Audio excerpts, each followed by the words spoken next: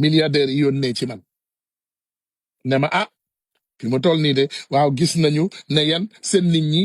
taluñu leen faalewuñu leen waaye ñun de vraiment xam nga nawoon fawoon rek ñun moom ku bëgg rek dañuy teg lii sur la table milliards yaa ngi xaalis baa ngi circulé on l'a refusé parce que ñun yàlla dafa def ngor ci ñun mais du ñëpp a koy bañ jafe-jafe yi ngeen di jànkonteel nii tuuti milliardaires yi ñoo nekk di génne xaalis kenn bu mën a nag dara naqariwuñu de ndax dara bu la naqariwul doo leen jël temps di ko tontu man mii di wax ak yéen daf ma naqari li ñuy gis ci réseau yi neexuñu loolu mooy dëgg parce que on a créé un environnement sain teg ko ci dëgg rek te yàlla tax ñun sosaluñu Macky Sall ñun daanuñu sos ñun lépp lu ñu doon wax ci Macky Sall dañ koy teg ci dëgg rek te yàlla tax ñun lépp lu ñu doon wax démb dañ koy teg ci ay contrat teg ko ci ay document teg ko ci ay dëgg te yàlla tax ah du yomb de waaye dañ leen di ñaan dëgg rek te yàlla tax xaalis baa ngi circulé de non c'est que ñoom dañu joxul xaalis bi ku àndul ak ñoom mais seen saagakat yi seen chroniqueurs yi seen journaliste caché yi ak yeneen mais xaalis baa ngi circulé ma ne la ba ci man mii sama diggante ak yàlla ils m'ont fait des propositions ñoom dañu arrêté c'est que vous ne comprenez pas de ces koulouna ils n'arrêteront jamais à te faire des propositions te sama xaritu activiste yi ñi am doole xam nañu li may wax ñi ñuy déglu xam nañu li may wax xaalis baa ngi circulé xaalis bi mi ngi génn gaa yaa ngi génne xaalis parce que imagine Ousmane Tounkara bu tëdd ils savent ñoom xam nañu sama valeur ndax nag nit moom li ñuy ne danga ko koy bañal ko li mu doon yépp waaye ah la mu doon ku lu naay xam nañ ko ku xeex ak sa président ba daaneel ko ils savent de quoi on est capable et ils savent que tant que ñun ñu ngi fii di baare yoon bi loolu day difficile donc ils nous approchent di ñu jéem a séduire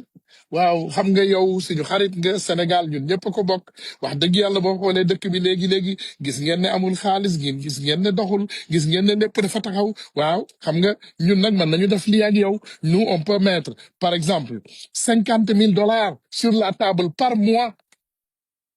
c'est ce que je te dis ce qui est extraordinaire ñoom ñu ngi ci li ñu nekk ñun ñoo tardé mais ñoom tardé wuñu billahi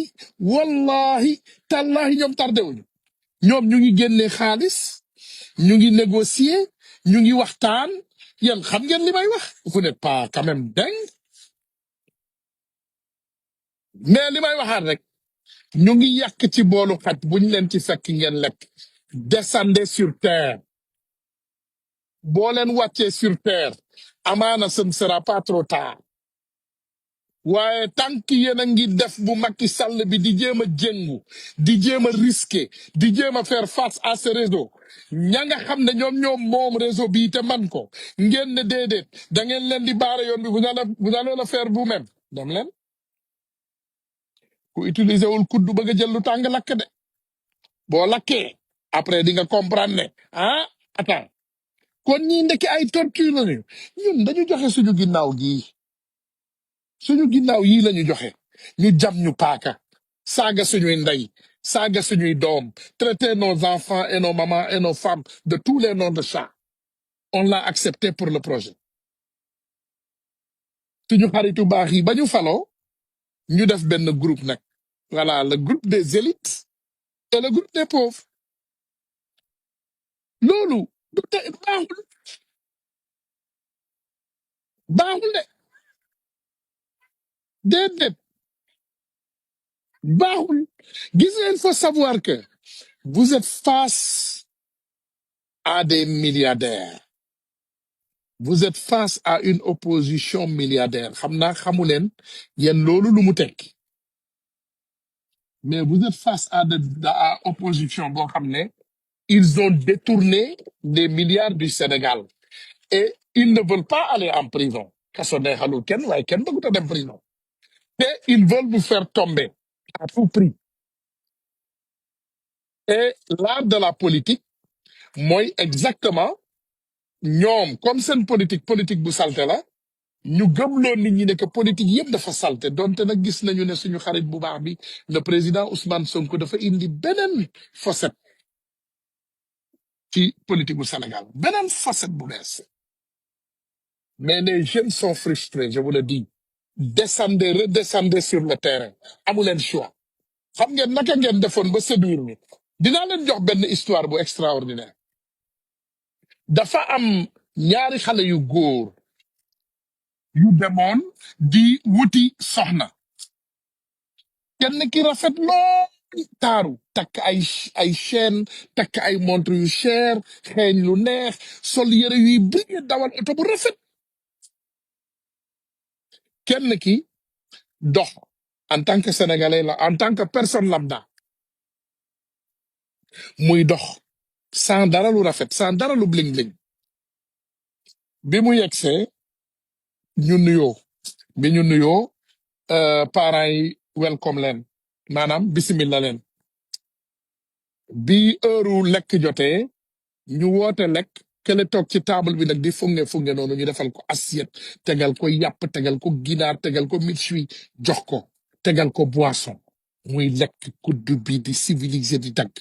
kële bi ñu wootee moom dafa ñëw biñ ko kiyee mu ne déedéet dama bëgg a bokk ak yéen lekk ci même ndab li jonkon ci suuf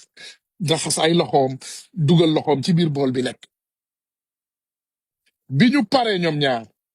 ñu ne leen ku nekk wax leen li la indi kële ne moom dafa wut si jabar de vraiment il a des milliards il est riche immeuble yëpp moo ko moom papa mooy diw dëkk bi papa mooy lële kële ñu ne ko yow loo indi mu ne man de dama wut si jabar waaye je suis nit la bu yàlla sàkk te ma bëgg lu ndaw li ma am ma bokk ko ak sama jabar ba yàlla dimbali ñu ba leneen ñëw léegi ñu ne waa kër gi analyser leen donc kër gi dis-toi s'il y a 6 personnes 2 personnes yi ñoom ay matérialiste lañu yeneen 4 personnes yi ñoom ay personnes humble lañu matérialiste yi daw jóg taxaw papa man kii laa tànn yaay man kii laa tànn ñu humble ñi ñu ne papa xamuñu lan la demee ñun kii lañu tànn ku yem ki parce que papa ji ne leen lu tax mu ne parce que gëm nañu ne kooku nitu entière la même bu fekkee am na lu nekk ci ginnaawam sax du ko wone du ci puukare ñu ne kenn nag ku puukare la dina wax ba wax lu mu amul te effectivement moral story bi xam nga mooy lan mooy ndekete yoo ñaari nit yooyu demoon kenn ki nga xam ne moom moo simple di lekk ak ñoom ci ndab li moom mooy multimilliardaire bi kenn ki nga xam ne moom moo doon yuuxu di puukare ndeke dara furaas ay borom koy bëgg rek gis nga moo tax dans le monde dans la vie il faut toujours nit wàcce boppam bul wut ay àndandoo yu bees selon la période te loolu mooy sénégalais day nekk pauvre ànd ak pauvre yi mu am xaalis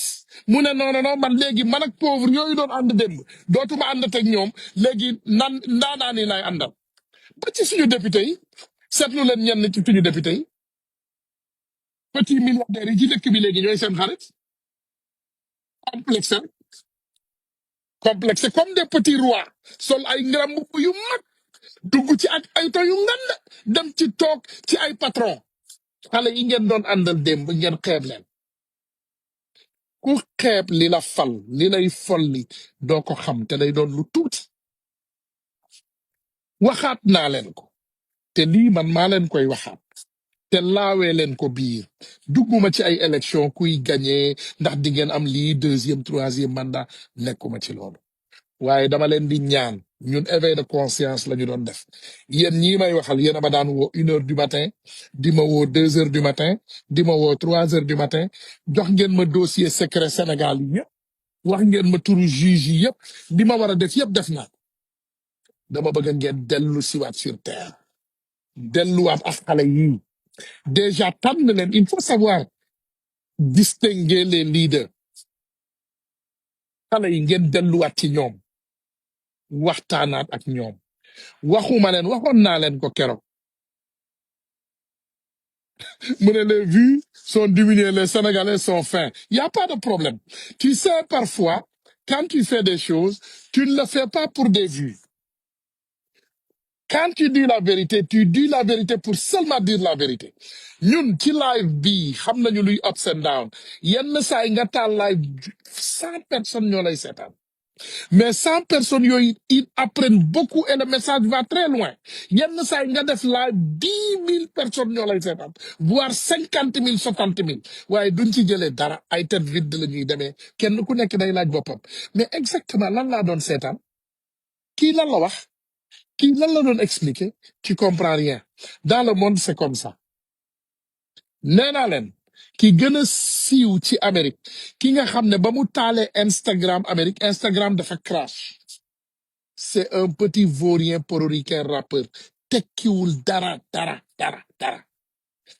yaram bi yëpp daf ko tatouage ba tatouage bët yi dafa génn ci réseaux sociaux yi di wax rek réseau bi dafa takk ba crash pourtant kenn mënu la wax ba léegi lu mu wax waaye man gëm naa ne wax jii may wax yegg na fa mu war a yegg kilifa gu mag gi gis na ko te mi ngi koy décortiquer te xam na ne man ci yoon laa leen di teg te xam na ne man projet bii rek laa gëm parce que je vais vous dire une seule chose je suis parmi les personnes les plus constantes de ce projet je ne dis pas que je suis le seul je dis que je suis parmi mooy musuma wàcc yoon buñ ko waree teg ci yoon dañ koy teg ci yoon dëgg rek te yàlla tax waaye duma soppaleku musuma nekk caméléon musuma nekk prostituée yàgg naa leen ko wax fii xam nga yenn saa yi sax li ñuy def nii lan ñu koy yóbbee ñi ñuy xas nii tey di ñu kii mais yéen a leen dooleel xam nga naa fekkisme xam nga ñun patrie ñun dañuy fàtte rek mais on n'a plus de kuluna dans nous même que les kuluna lii patriote yi laay xas nii nag tey ñun ci suñu biir ñun ñoo ëpp kulunaay parce que patriote dafa bëgg lu bees de yéen man ngeen ànd ak nit ba mu sotti ngeen ut xarit bu bees parce que kooku am na visibilité am na ay vues ngeen daw wuti ay xarit yu bees ñu leen di bindal li ngeen di wax di leen di waxal li leen neex di parfumé wu di duula ka kàcc di wax lu dul dëgg ngeen di tàcc bravo rek di leen dooleel bis bu ñu amee doole boobu la ñuy wëlbati dóor leen moo ñu dal nii loolu moo ñu dal tu connais ce qui nous est arrivé on a pris suñu benn vaurien ay vaurien ñu ngemb leen dooleel leen tey loolu tourné contre nous c'est les patriotes qui l'ont fait hein c'est les patriotes qui prennent les choses et partagent kii mooy waxkatu dëgg bi kii mooy diw kii mooy waaw parce que tout simplement ils ont le complexe ou la jalousie de Demba et ils vont utiliser Pathé pour comprendre Demba pour combattre Demba loolu moo ñu dal c'est ce qui nous est arrivé tey am na ay PCA yéen a ngi ci fii biir foofu y a des PCA je peux vous compter 8 PCA yoo xam ne best friend lañu ak kii détruire ni tey Ousmane Sonko ñoom ñëpp ñu neutre pourquoi vous restez neutre ah tout le monde reste neutre hein? C'est bizarre ça comment ça vous êtes neutre aujourd'hui tous les gangsters qu'on a là tous les intelligents qu'on a là vous allez rester neutre aujourd'hui tous les grands bavardeurs qu'on a là vous tous vous allez rester neutre man dama gëm Ousmane Sonko te duma ko abandonner et vous allez voir dans les jours qui suivent di ngeen xam man Ousmane Sonko dama ko gëmuma nit bi de li mu indi laa gëm te gëm naa ne nit ku baax la vous allez l'abandonner yéen ñëpp ngeen ko abandonner parce que gis nga Ousmane Sonko nee nañu naa fekk manu koo bëgg dooleem la kenn du wax ku nekk dina toog ci geenam ku nekk dina toog ci koyam sooblu nanditelu deflu y a des gens parmi vous yoo xam ne dañuy dem di photo ak nit ñi di waxtaan ak nit ñi di leen vocal di leen wax ay njombe yooyu tey yéen ñëpp di ngeen dem laqatu c'est ça la vérité vous allez aller vous cacher hein parce que xam nga lu ne di ngeen dem laqatu ji parce que xam ngeen ne nekku leen ci dëgg nekku leen ci dëgg li ñu dal nii tey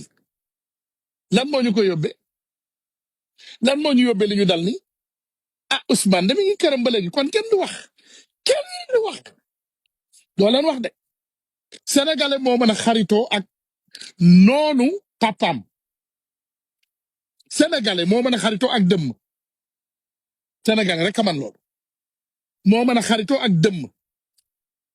ngeen defe ne lii di xew nii bu doon seen baay yi ak seen yaay yi ak seen tante yi ak seen soxna yi lañ ko doon wax di ngeen resté neutre Ousmane on t'aime et Allah t'aime et tu seras toujours protégé gis nga yow da nga nekk nit ku dëgg nekk nitu yoon nekk nit ku sel donte nag dinaa la wax dëgg mooy parfois moi dama yaakaar ne da nga am ingratitude bu nekk ci yéen sénégalais ils sont ingrats ingratitude bu nekk ci yéen xoolal tey li xew tout le monde font semblant qu'ils n'ont rien entendu boo waxee ah kenn du tontu dof la du dof de tontu leen voilà lii nañ leen doon wax vous voyez man yàgg naa leen wax ne nee naa leen am na ci Sénégal ay nit yoo xam ne bu ñu naanee ataaya ba seen bopp yi tàng dañuy génn ci réseau bi di wax waxi dof mais ce qui me différencie avec vous man damay jàppee toujours dara caution cautiously damay jàppee dara caution maanaam attention dama lay jàpp de waaye maa ngi lay xaar ci tournant bi dama ne bu ñu waxantewul dëgg waxante fenn may waxaat ak sama njiit yi suñu njiit yi ñun ñëpp ndax wax dëgg yàlla Sénégal moo leen jiital dellu siwaat leen sur terre fi ngeen bëgg a dem baaxul li ngeen bëgg a def baaxul waxoon naa leen ko démb yéen télé yi faluñu leen yéen soxlaw leen télé delluwaat leen ci fondation ba xam naa da ngeen rëy di ngeen seetaan sama vidéo bi ngeen gën a rëy gën a puukare guuxi lex lui il se prend pour qui waaye bu yàggul dara di ngeen ñëwaat ngeen raam ngeen ne billahi Tunkara li nga doon wax yépp mooy dëgg et ce sera trop tard te balaa muy trop tard raam leen léegi xam nga boo raamee 3 ans avant di nga mën a jóg taxaw daw mais boo xaaree ba mbir mi trop tard nga bëgg a ñëw raam 2 mois avant nga raam léegi di nga raam nga raam dans 3 ans di nga raam donc raamal léegi parce que boo raamul léegi billahi di ngeen dem ba ci kanam ngeen raam et ce sera trop tard lii daal man naa leen ko wax xam nga man nag daanaka li neex ci sama waxtaan mooy li ma leen wax la rek je ne suis pas complexé soxlaw ma kenn ci yéen bu leen neexee ngeen reere chameau laay bu ma paree ngeen nii damay dem defari sama dibi bu neex fii ci ginnaaw dibi laay lakk every day ma lakk sama barbecue bu saf tap ma lekk bët waay yow naan boisson teg ci sow digaluma ko kenn nag parce que peut-être amul wér gu yaram digaluma ko kenn parce que fii Amérique la au moins après mën naa dawal vélo tuuti circuler fii wala ma dawal moto tuuti concentré perte tuuti poids wala dem gym donc digaluma ko kenn yàpp du baaxul trop ci sa wér gu yaram dégg nga wax yàpp baaxul mais damay wax rek ak suñu mbokk yu complexé yi pour ne leen décomplexez-vous te wallahi vous avez toujours la chance vous avez toujours la chance Mori Dia mu ne patriote moo bari ay dof déedéet patriote moo bari nit ku wér xam nga yéen a bari ay dof les patriotes ils ne sont pas fous patriote bari dof patriote a bari nit ku wér lu tax nga yaakaar ne patriote dafa dof lu tax dëgg mooy dof wala yéen li daloon suñu mbokk suñu xarit boobu la complexé Macky de tous les temps da ngeen yaakaar ne Macky de tous les temps loolu ko daloon mooy wér Macky puukare ko daloon dafa yëg boppam dafa fàtte ne ay doomu aadama ñoo ko fal loolu la Macky yaakaara Macky dafa fàtte ne ay doomu aadama moo ko fal moom dafa dem ba yaakaar ne njàmbaaram moo ko jox présidence bu Sénégal moo tax loo leen ci gis deuxième mandat il fallait mu sàcc ko def benn mandat total boo xam ne ci misère la ko def ay saaga ndey guddi ay saaga ndey bëccëg ay attaque guddi ay attaque bëccëg xaalis bu ñu sàcc ay vilipendation lépp di génn mbooti di sulleeku partout Macky xamul fu muy teg tànk looloo daloon Macky léegi nag soit xam nañu ne loolu baaxul duñ ko def wala ñu topp ci tànku Macky ku topp ci tànku Macky résultat Macky nga am waaye ku wàcc ci tànk Macky yooyu doo am résultat Macky bu leen neexee ngeen dem Japon Brésil jóge fa dem Allemagne jóge fa dem Angleterre jóge fa dem Chine jóge fa dem Barbados jóge fa dem Tunisie jóge fa dem Paris jóge fa dem et après c'est avec l'essence des Sénégalais les avions des Sénégalais l'argent du contribuable te loolu boo ko joxoon sama doom bi am 2 ans elle va faire la même chose sama doom bu jigéen bi am 2 ans boo ko joxee avion jox ko pièce bu fees dal la xaalis ne ko doxalal mu doxal loolu c'est pas extraordinaire ce qui est extraordinaire c'est que tu le fais naturellement parce que vous nous avez invités à faire quelque chose ensemble et on a tous répondu présent ñun ñëpp ñu répondre présent loolu mooy dëgg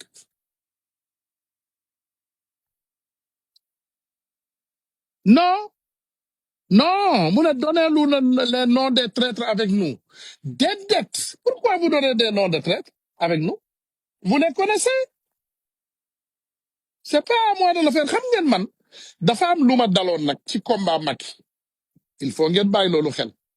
dans le combat de Macky Sall j'ai pris 9 ans de ma vie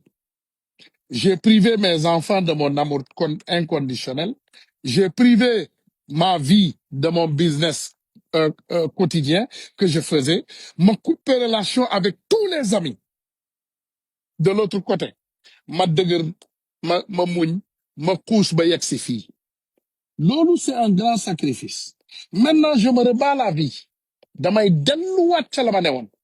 def sama liggéey di jënd ak jaay di def sama consultation di vie sama vie normale di toppatoo samay doom di kontaan di yeewu di bége dama sacrifier tout sama vie pour nit je vais me battre certes je vais me battre mais je ne vais pas me sacrifier la vie pour lan pour qui mes amis ne sont pas en misère hein? Ils ont de gros salaires de grosses caisses et ils vivent bien man duma sacrifier ti sama vie pour nit et même les jeunes ne le faisaient pas benn jeune bu mu sacrifier vie faites-vous la vie et battons-nous ensemble nañu xeex moom mënta ñàkk mais jarul sacrifier vie on n'a qu'à se battre pour protéger Ousmane Sonko et le projet je vais vous le dire il y a beaucoup de traîtres nañu protéger Ousmane Sonko ak projet bi il y a des choses qui se préparent il y a des choses qui se préparent et ils vont continuer dans ce lancer de banditisme ils vont continuer dans ce lancer de banditisme il y a du banditisme Khalifa Rapper il a tout donné pour ce projet il a tout donné pour ce combat anamu il est en prison et bu ko yàlla dimbaliwul il va pourrir là-bas il est là-bas Khalifa Rapper est en prison Khalifa Rapper lu mu deful mes amis je ne veux pas de ce Diomaye nous a trahi loolu wax dëgg yàlla boo leen ma xoolee man damay méfier wu kàllaama yooyu parce que ça c'est une grande c'est une très grosse accusation voilà man awma dara loo xam ne mën naa ko approcher Diomaye s'il vous plaît te toujours dama koy fàttali nit ñi du ma bëgg a wax ci loolu ndax sama xarit yu baax yi ma bëgg du ma bëgg a def yenn yi quoi voilà Diomaye je ne le vois pas dans tel chemin ou ce chemin ou cela déedéet dama ne nañu góorgóorlu ñu protéger le président Ousmane Sonko. On l'a fait quand c'était même impossible. Donc maintenant, pour le faire, c'est très facile. bu ma nee comme léegi sacrifier tuma defatuma lii pour xeex lii, je ne dis pas que je ne vais pas faire ce que je dois faire, mais je ne vais pas aller à l'extrême. Je n'ai pas besoin d'aller à cet extrême. soxlawu ñoo dem ci extrême boobu.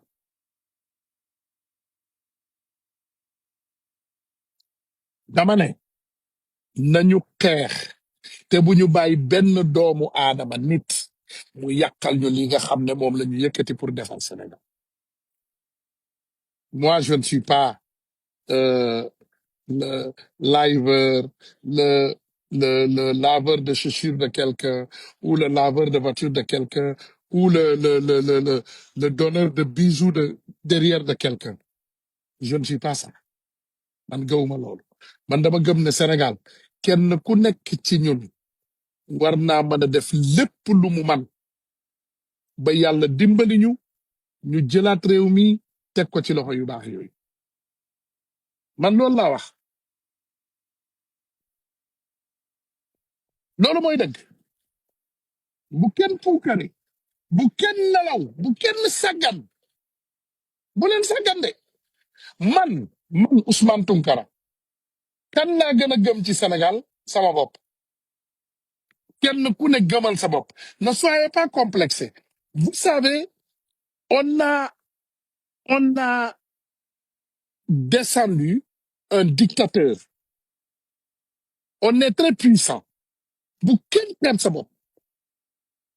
On est très fort. On est résilient. te wallahi lépp lu ñu jànkonteel dinañ ko daan. On ne peut pas quand même perdre tout notre temps à répondre à ceci, à répondre à cela. Mais nous, on a nos stratégies de combat. Ñun am nañu suñu stratégie de combat. Nañu utiliser suñu ay stratégie de combat. Bàyyi leen njiit yi sama xarit yi ak seen ay grand boubou yu rafet ak seen ay koppati ak seen ay sourire yu extraordinaire ak seen politique politicienne ñu nekk fi di ñu rey ak ay wax yu bari. tojuñu fenn, dérangé wuñu kenn, tiitaluñu kenn, xëbaluñu kenn, yëngaluñu dara. samay xarit lañ te ñoom dañ may dégg. Tu sais ce qui est grave, man bu ma waxee nii ñoom ñëpp ñu ngi may dégg te xam nañ ne man faalewu ma dara. man li ma gëm laay wax te je les aime. bëgg naa leen lool waaye dama leen di wax dëgg te yàlla tax.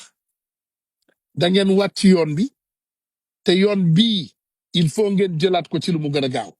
Parce que vous avez fait de la politique politicienne. bi leen yàlla dimbalee ngeen jël nguur gi yaakaar ngeen ne léegi yéen sut ngeen sénégalais lambda. sénégalais lambda bi dafa teg noo koy tutee.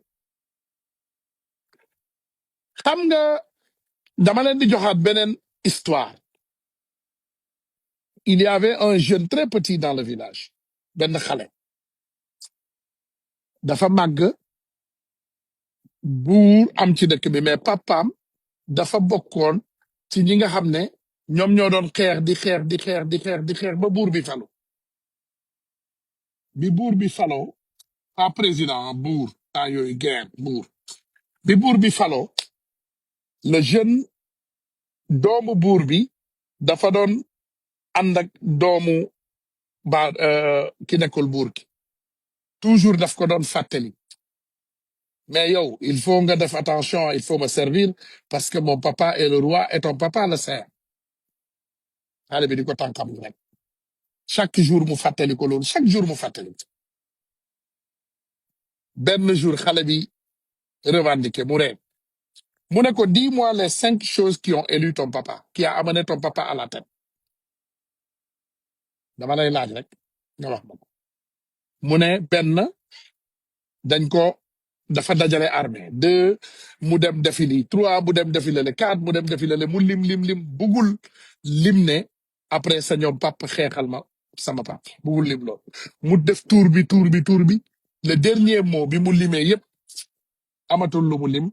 mu ne ko et enfin mu ne sa papa ñoom xeex ba sama papa fan. mu ne ko donc xam nga kan mooy le réel, kan mooy buur bi dëgg. mu ne ko déedéet. mu ne ko ki fal buur mu ne ko sa papa buur la mais man sama papa falkatu buur la. Donc tu vois la différence. Donc buur lu mu am doole falkatu buur moo ko ëpp doole. Gis nga tey Jomaay lu mu am doole Ousmane Sonko moo ko ëpp doole parce que Ousmane Sonko moo fal Jomaay. loolu waxuma ko pour tuutal Jomaay. C'est parce que vision bi ñu am ci Sénégal guddi bi ñu toll démb sax maa ngi dégluwaale waxtaanu suñu benn xarit bu baax muy wax ban année la tàmbali woon politique ci Sénégal di wax jaar-jaaram dinaa leen may tuuti ci sama jaar-jaar man 2014 2013 2014 ah maa ngi créé woon benn mouvement bu tudd mouvement PAS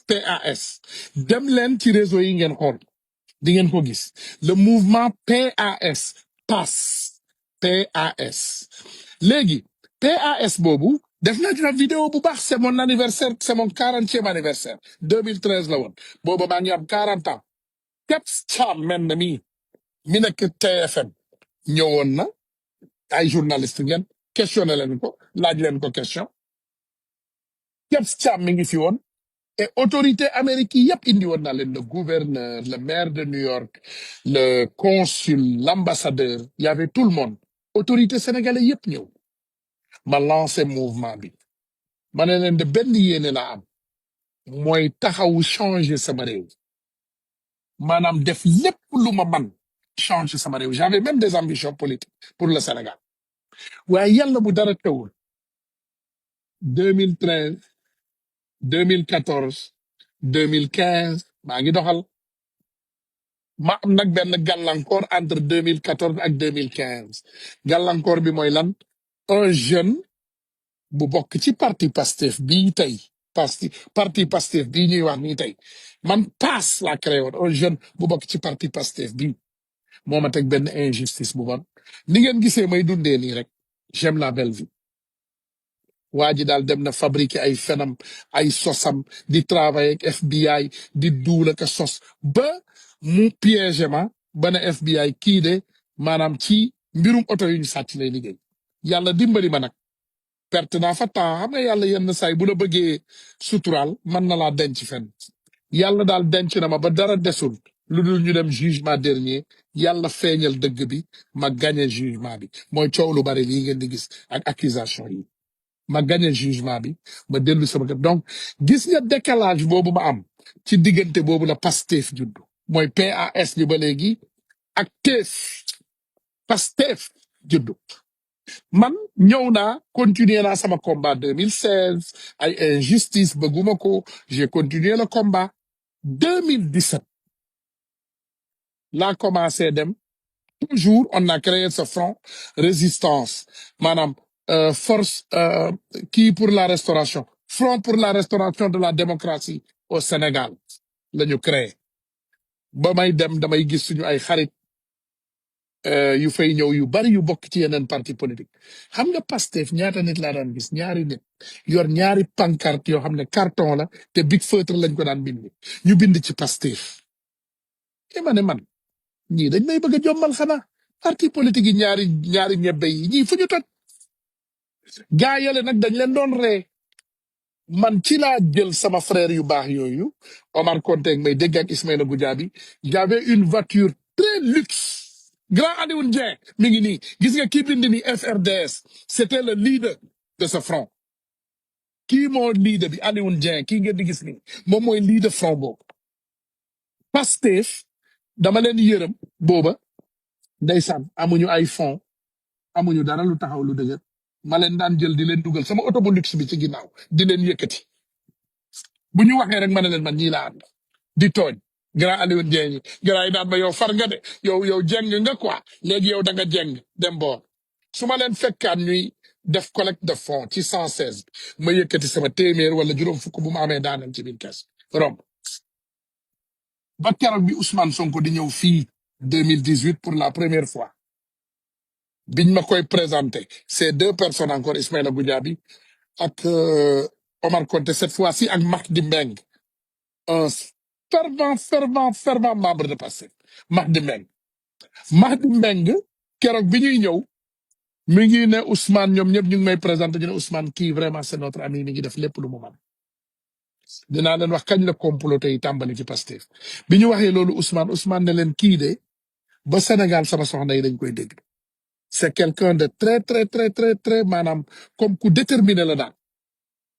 ku bëgg xeex bii la Ousmane moo ko wax de ba Ousmane bi muy def maanaam discours am New York allez regarder son discours à New York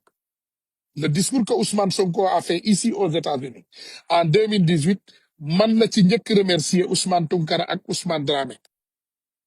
éveil de conscience dam leen seetaan ko sur YouTube tapez sur YouTube Ousmane Sonko à New York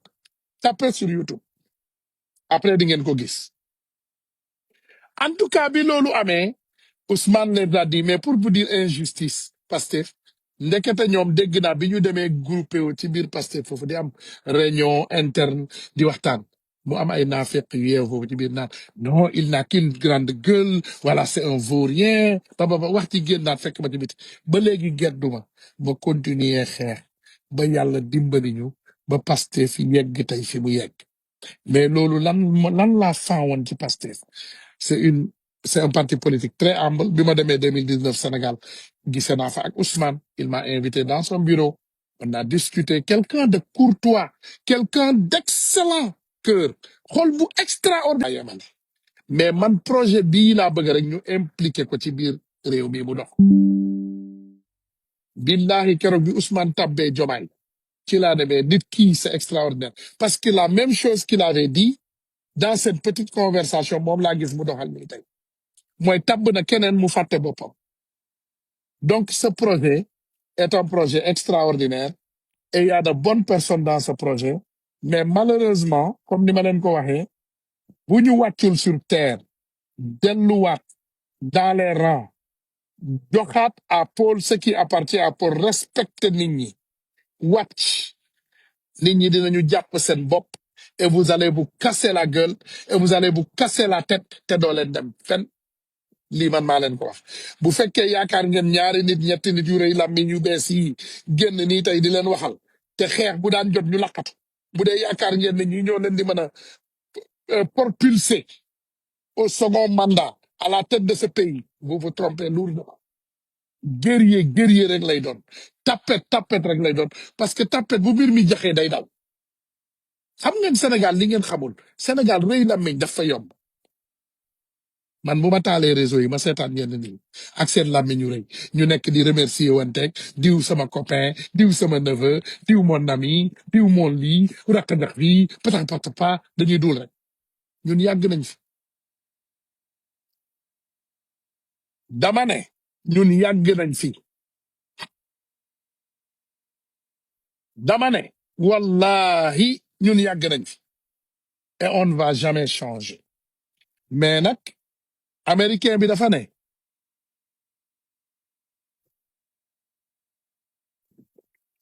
united we stand divided we fall unis on gagne divisé on perd mooy loolu tudd united we stand divided we fall united we stand and divided we fall donc bàyyi leen loolu xel ngeen delloo siwaat xel yi ngeen tappewaat xol yi ñu taxaw def benn bouclier autour de ce leader du projet ñu jàppale ko pousse ko ba yàlla dimbali ñu mu yegg à la tête parce que am na lu bari lu may gis du mbonu Jomaay ak Sonko Jomaay et Sonko ci bokk nee naa leen man ba sama téléphone bi boy Sonko laa ci bind like Sonko's boy laa bind comme numéro Jomaay loolu laa ci defoon parce que Sonko ak Jomaay is like comme nit ak rakkam wala nit ak doomam ils sont comme ça mais nag yegg nañu politique et y a Jomaay président qui est derrière di xam rek di gëmloo Jomaay yenn yi di jéem a yàq di jéem a gàllankoor projet bi di ko jéem a saboter c'est ça la vérité xam nga nit lu ñu ne dañu ne lu ne fàng kenn du ko jiix ñu ngi ne fàng yor suñuy bët di xool ak lu ñu mën nit mën a raconter ci àdduna bi li ñu gis la ñuy wax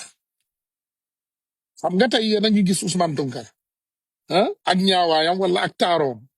ak ay écouteur ak ay lunette ak mbaxaneem bu nit ñëwee fii suba ne leen jinne la gis chameau la gis da ngeen koy ne da ngay fen on a vu Ousmane Tounkara donc dañu ne lu ne fàng kenn du ko jiir ñun dafa ne fàng ñuy gis teg ci suñu bët teg ci suñu baaraam nag bu leen mer li ma fi wax yëpp jarul mer parce que mer yëg sa bopp la te boo yëgee sa bopp ci ñi nga xam ne ñoom ñoo lay sauver da ngay gaañu rek da ngay faxastalu te boo faxastalu attan ngaa gaañu daanu voilà donc nañu continuer xeex continuer gëm projet bi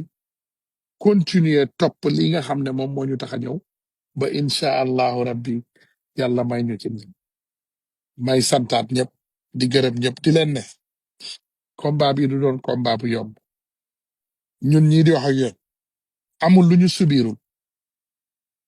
amul lu ñu accusé wul ils nous ont traité de tous les noms de chat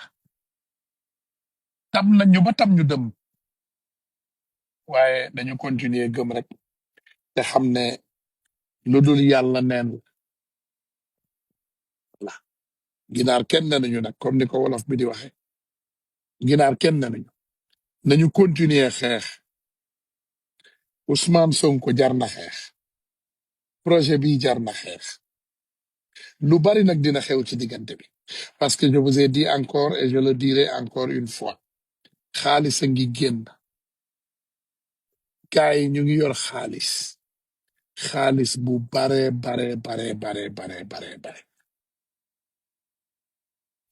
gaay yi ñu ngi yor xaalis bu bare te mi ngi génn de ndax gis ngeen wax yi ñi ñemewuloon sax ñu ngi ñeme ndeysaan c'est tout simplement parce que ñun tamit ñi nga xam ne ñoo la waroon rassurer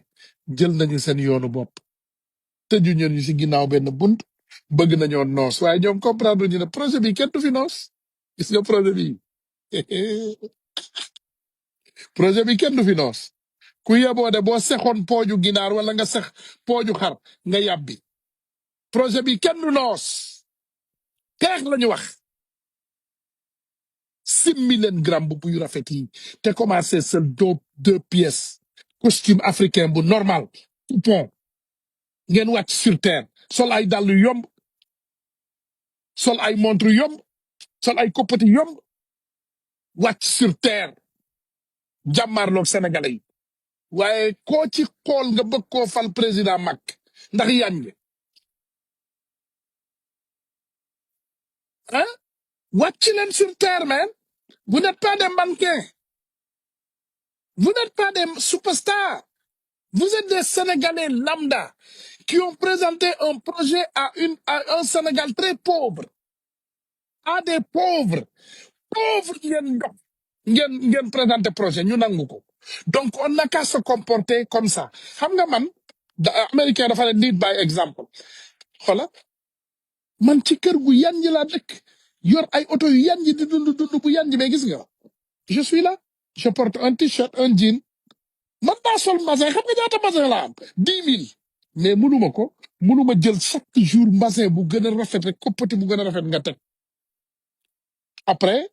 sénégalais yi am na ci ñoo xam ne lekkuñu ngay romb ci mbedd bi mel ni président buy romb di joxe ay lax yi na ngeen def c'est quoi ça c'est pas nous on n'a pas voté pour ça hein. Moi j'ai pas voté pour ça man voté wu ma pour loolu de man dama defe ne sama ay morom yu ma bokkal gëm-gëm sama nit yu bari dañ may tooñ damay toog ba ci yàgg ñii di wax ay waxu consulat ñii di waxu ambassade man awma boobu mentalité I don't think like that xam nga man li gën a grave ci àddina dinaa leen ko wax tey gis nga man donte je suis humble et respectueux luñ ma mënoon fal ci Sénégal colin bii lay sol mais président Ukraine bi qui est en guerre avec son peuple lu dul lu ko trompe forcé ba mu sol costume mais chaque jour Ukraine moo gën a riche Sénégal 20 000 fois mais chaque jour da nga koy gis parce que la situation oblige Sénégal est en guerre de faim sol leen ay yëre yu yem population bi di leen gis ngeen dal di dawal ci ay oto yu dal di dëkk ci ay kër yu dal ba yàlla dimbali ñu ñu yegg fi ñu bëgg bëgguma sax laal ci yenn côté yi parce que ay caisse noire ak yooyu sax bëgguma cee laal parce que xam naa Ousmane te xam naa ne nit ku jub la et je sais que le président Diomaye aussi du nit ku dëng ñooñu duñu ay sàcc je sais que ces caisses là peut-être ay fonds communs comme niñ ko tuddee dinañ ci dimbali sénégalais yi nga xam ne ñu ngi dans le besoin donc loolu duma leen ci wax daal mais vraiment montrons ou commençons par nous-mêmes lead by example léegi gis naa président buy génn dem ci yenn mbir yi day sol chemise wagas loxo yi loolu dafa am lu mu tekki ci wax jàppale leen ci jàppale leen sénégalais yi te ngeen jàpp ci descendez sur terre sol leen yëre yu yem di dugg ci gox-goxaan yi di jaxasoog sénégalais yi di xool mettitu sénégalais yi wàññi leen salaire yi ngeen xool nu ñu mën a def ba doxal Sénégal bi loolu nag c'est un conseil de sage man awma fukki fan de 52 ans laa am te ku xeex président ba daaneel ko laa ku ma xeeb sax maa la ëpp xam-xam ndax fukki lakk ak juróom-ñaar dégg naa ko 13 fluents 4 di ci góorgóorlu di business consultant di political consultant ba pare nag yor sama société bopp Rally Logistics ma yor ko pendant 20 ans amee lu ma impôt dërëm di jënd ka jaay di normal di def di topp tous les lois du pays dont j'habite pays oncle Sam am ñi dëkk Amérique xam ngeen ni may wax kan moo fi mën a yor société 20 ans te impôt tegalu la jafe-jafe man naa ngi nii sénégalais donc jarul ñuy xeebante expérience mooy wax ak yéen wàccee leen seen bopp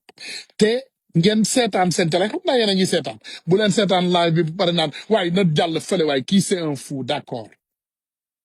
on reviendra dans 2 ans et on revisitera ce live xaaral ma jox leen date bi ndax yii day bàyyi loxo aujourd'hui c'est samedi le 23 août 2025 marquez-le sur vos calendriers c'est samedi 23 août 2025 heure 6h17 voire 18h à 6h37 maanaam 18h37 de la soirée ici à New York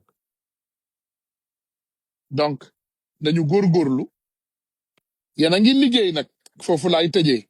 ku ne liggéey wi leen day fen yéen a ngi liggéey vous faites un bon boulot seulement dafa am ay failles yu ndaw ndawaan rek mais yéen a ngi def un bon boulot mais boo leen wàccoon sur terre rek lépp bamba ji maase delluwaat avec vos amis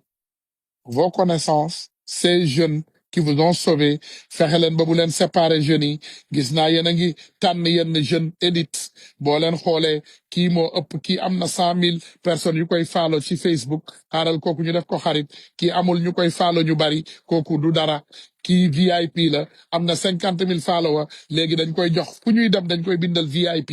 arrêtez avec ça te ngeen tollale Sénégalais yëpp tollale leen Sénégalais yëpp tollale leen Sénégalais yëpp am na Sénégalais de première heure yoo xam ne ci combat bi ñoom la ñu njëkk a dóor bal duñu ay VIP 20 000 personnes topp ñu leen 10 000 personnes topp ñu leen ci Facebook et pourtant ñu ngi xeex ils ont combattu et ils nous ont donné la victoire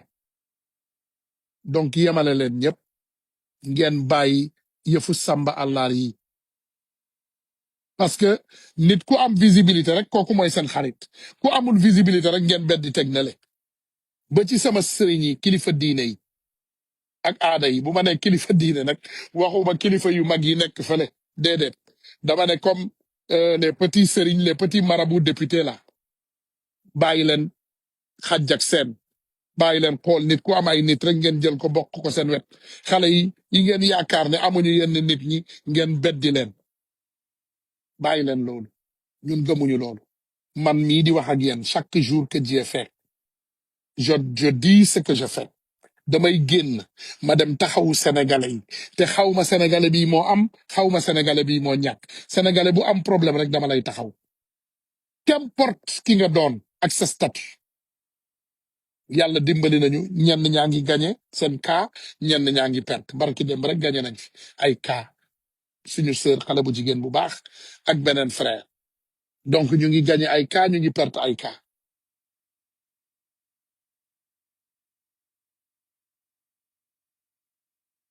vraiment góorgóorlu leen dañu góorgóorlu waay. Hmm? lépp luñ fi wax nag xool leen ni ma àmbale lépp luñ fi wax nag te mu baax ci yàlla la ak yonentam bu tedd bi lépp lu fi jagadi aussi ngeen xam ne ci ñun la te doomu aadama matul donc ñu ngi sant ñëpp di gërëm ñëpp tey jéggalu ñëpp nag di balu ñëpp ak te di baal ñëpp ak